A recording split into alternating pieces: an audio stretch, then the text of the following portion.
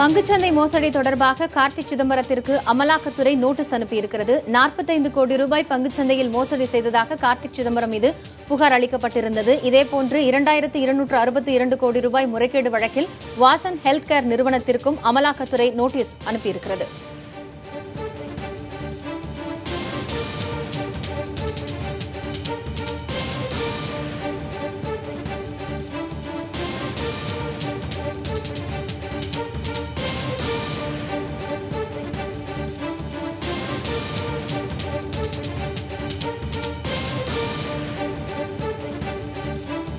இது தொடர்பான கூடுதல் விவரங்களை செய்தியாளர் கணபதியிடம் கேட்டறியலாம். கணபதி, பங்குச்சந்தை மோசடி தொடர்பாக கார்த்தி சிதம்பரத்திற்கு அமலாக்கத்துறை நோட்டீஸ் அனுப்பியிருக்கிறது. விவரங்கள் என்னென்ன? காயத்ரி, அமலாக்கத்துறை 2 வழிகளாக இந்த விசாரணையை பிரித்திருக்கிறது. ஒரு பக்கம் அட்வான்டேஜ் ஸ்ட்ராட்டஜிக் கன்சல்டன்ட் என்ற நிறுவனம் 45 கோடி ரூபாய் ஃபேமா என்று சொல்லப்படும் அந்நிய செலாவணிக்கான சட்டத்தை மீறியதற்காக விசாரணை நடத்தி கொண்டிருக்கிறது.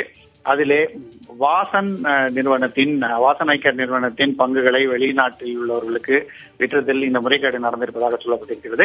அதே சமயத்திலே வாசன் ஹெல்த் கேர் நிறுவனத்துக்கு ஃபேமா விதிமுறைகளை 2262 கோடி ரூபாய் வரை மீறியதாக வழக்கு பதிவு செய்யப்பட்டிருக்கிறது. இந்த 2 வழக்குகளையுமே தற்போது விசாரித்து கொண்டிருப்பதாக அமலாக்கத்துறை சொல்லியிருக்கிறது. விசாரணை முடிந்த பிறகு இந்த வழக்குகளிலே குற்றப்பத்திரிகைகள் தாக்கல் செய்யப்படுவதற்கான வாய்ப்பு இருக்கிறது. இப்போதைக்கு இந்த 2 வழக்குகளையுமே 2 தனித்தனியாக ஒரே வழக்காக இருந்தாலும் 2 பகுதிகளாக பிரித்து விசாரணை நடந்து கொண்டிருக்கிறது. இரு தரப்பிலும் எப்போது அமலாக்கத்துறை முன்பாக ஆஜராக வேண்டும் என்று குறிப்பிடப்பட்டிருக்கிறதா? வழக்கு பதிவு செய்யப்பட்டுவிட்டது என்பதால் இந்த நிறுவனத்துக்கு நோட்டீஸ் அனுப்பப்படும் போது நிறுவனத்தின் இயக்குநர்களுக்கும் நோட்டீஸ் அனுப்பப்படும். அதுதான் அமலாக்கத்துறையின் நடைமுறை.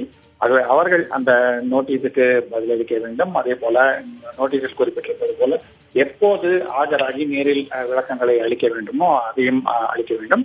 ஆரம்ப கட்டத்திலே வழக்கறிஞர்கள் மற்றும் சார்ட்டர்ட் அக்கௌண்டன்ட் மூலமாக குற்றம் சாட்டப்பட்டவர்கள் தங்கள் உடைய தரப்பு வாதங்களை மற்றும் ஆவணங்களை அளிப்பதுதான் வழக்கம். அதன் பிறகு மற்ற விசாரணைகள் தொடரும். கணபதி, இதனுடைய பின்னணி என்ன? எப்பொழுது இவர்கள் முறைகேடு செய்ததாக கண்டறியப்பட்டது? அது தொடர்பான விவரங்களை ஒரு முறை பதிவு செய்யுங்கள். நிச்சயமாக மிகவும் அரசியல் ரீதியாக முக்கியத்துவம் வாய்ந்த விஷயம் என்னவென்றால், இந்த 2 நிறுவனங்களும் முன்னாள் மத்திய அமைச்சரும் நாடாளுமன்ற உறுப்பினருமான சிதம்பரத்தின் மகனான கார்த்தி சிதம்பரம் கட்டுப்பாட்டில் இருப்பதாக அமலாக்கத்துறை சொல்லியிருக்கிறது. ஆகவே நேரடியாக சிதம்பரத்தின் மகனுடைய நிறுவனங்கள் மீது தற்போது வழக்குகள் பதிவு செய்யப்பட்டு விசாரணை நடக்கிறது. ஏற்கனவே அமலாக்கத்துறை பல்வேறு விசாரணைகளை இது தொடர்பாக நடத்தியிருந்தது. அதிலே கார்த்தி சிதம்பரத்தின் மற்ற நிறுவனங்கள் பற்றியும் விசாரணைகள் நடந்திருந்தன. ஆகவே காங்கிரஸ் கட்சியின் மூத்த தலைவர்களில் ஒருவரான பி சிதம்பரத்தின் மகனுடைய நிறுவனங்களை இதுபோல சோதனை செய்வதால் நிச்சயம் அரசியல் ரீதியாக காங்கிரஸ் கட்சி இது ஒரு பழிவாங்கும் நடவடிக்கை என்று குற்றம் சாட்டுவதற்கான வாய்ப்பு இருக்கிறது. பாரதிய ஜனதா கட்சி அதற்கான பதில்களை சொல்ல வேண்டும். ஆனால் இப்போதைக்கு அமலாக்கத்துறை தன்னுடைய நடைமுறைப்படி வழக்குகளை பதிவு செய்து விசாரணை தொடங்கியிருக்கிறது.